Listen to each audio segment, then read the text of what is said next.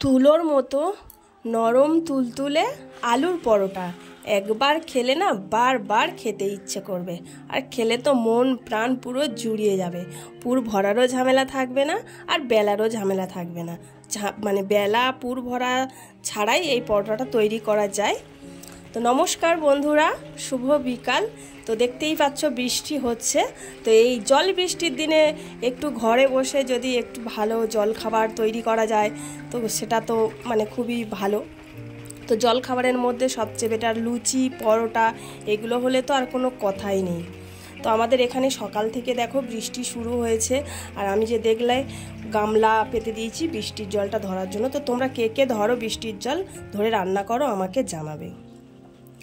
তো দেখো আলুর পরোটার জন্য প্রথমে আমি দুটো আলু সিদ্ধ করে নিয়েছি।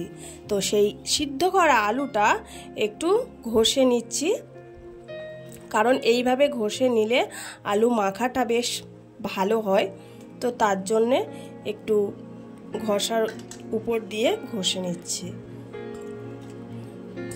তো আমার গ্রেট করা হয়ে গেছে। তো এর উপরে আমি দিয়ে দিলাম একটু টমেটম কুচি। টমেটম কুচি তোমরা দিতেও পারো, না দিতে পারো। আর তারপর দিয়ে দিয়েছি পেঁয়াজ কুচি, আর কাঁচা লঙ্কা কুচি, আর একটু শুকনো লঙ্কা কুচি। তো ধনে পাতা চাইলে দিতে পারো। তো আপাতত আমার ঘরে ধনে পাতা নেই বলে আমি ধনে পাতাটা দিইনি।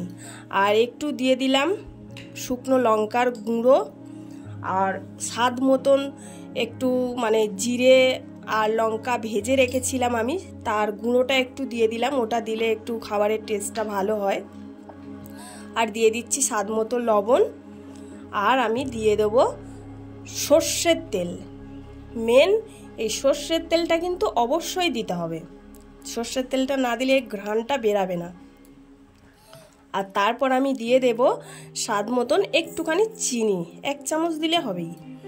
তো এইগুলো সব একসাথে করে আমি হাতে করে মেখে নেব, কারণ হাতে মাখার থেকে আর ভালোভাবে মাখা তো হয় না আমি মনে করি। তো তোমরা কে কীভাবে মাখবে সেটা তোমাদের উপর ডিপেন্ড করে। তো আমি এগুলো হাতে করেই মেখে নিই।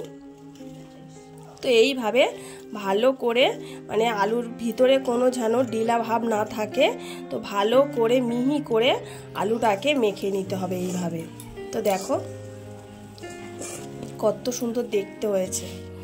আর তারপরে নিয়ে নিচ্ছি আমি এই বাটির পরিমাণে 2 বাটি ময়দা। 2 বাটি ময়দা মানে এখানে আমার ওই 300 গ্রাম মতন ময়দা দিয়ে দিচ্ছি। দিয়ে ওই আলুটার সাথে ভালো করে আমি মাখিয়ে নেব। তারপরে আমি আস্তে আস্তে অল্প অল্প করে জল দিয়ে ব্যাটারটা তৈরি করব। তো এখানে আমি এমনি ঠান্ডা জলই দিয়েছি, কোনো গরম জল ব্যবহার করিনি। এমনি ঠান্ডা জল দিয়েই মাখাচ্ছি। আর জলটা না একেবারেই দেয়া যাবে না, অল্প অল্প করে মানে জলটা দিয়ে গোলাটা গুলতে হবে। তো তোমরা এইভাবে করে গোলাটা গোলাবে, তাহলে দেখবে এটা ফেটাও হয়ে যাবে আর মাখাও হয়ে যাবে, দুটো কাজ একসাথেই হয়ে যাবে।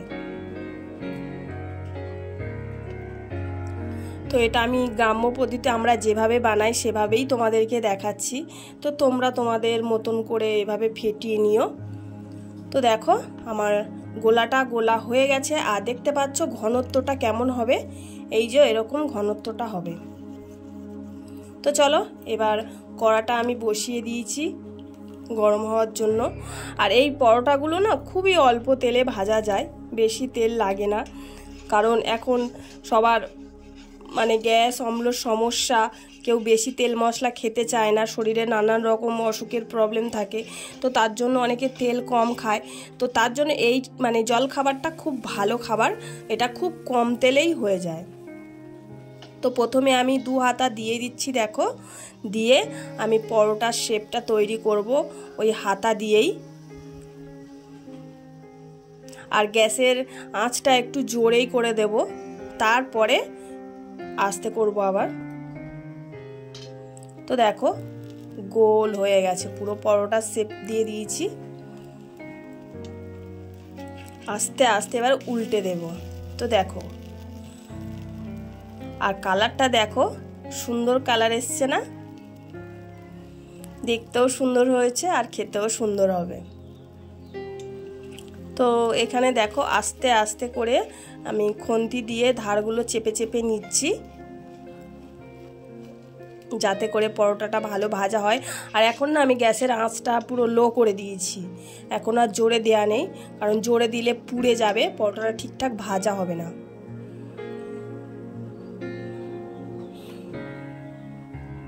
তো দেখো আমার ভাজা হয়ে গেছে, এবার আমি এটা তুলে নেব।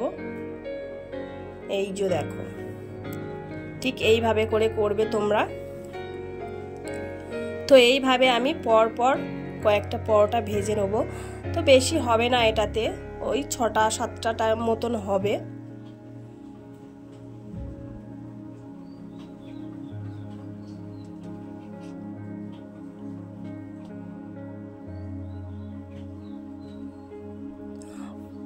পরোটাটা মানে গোলাটা যখন কড়াইয়ের মধ্যে তোমরা দেবে তখন মানে গ্যাসের আঁচটা জোরে দেবে, আর যখন মানে মাঝ বরাবর ভাজা হয়ে যাবে তখন গ্যাসের আঁচটা লো করে দেবে, দিয়ে আস্তে আস্তে এরকম খুন্তি দিয়ে চেপে চেপে পরোটাটা ভাজবে, তবে মানে পরোটাটা বেশ ভালো হবে।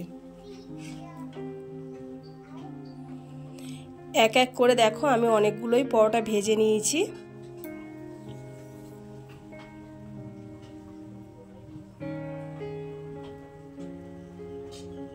আর এই যে দেখো এটাই আমার শেষ পরোটা, আর গোলাটা নেই, সব শেষ হয়ে গেছে, 6-7টা হয়েছে।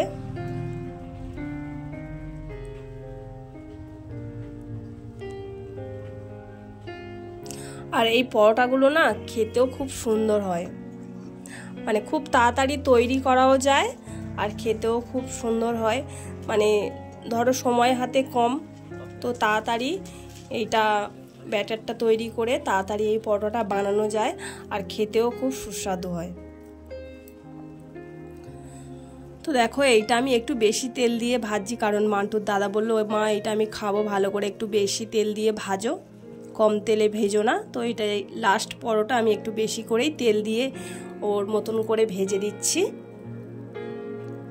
পরোটার কালারটা খুবই সুন্দর হয়েছে, তো তোমরা বাড়িতে বানাবে, এরকমই কালার আসবে দেখবে। আর এই যে দেখো এখানে আমার সব কটা পরোটা তৈরি হয়ে গেছে।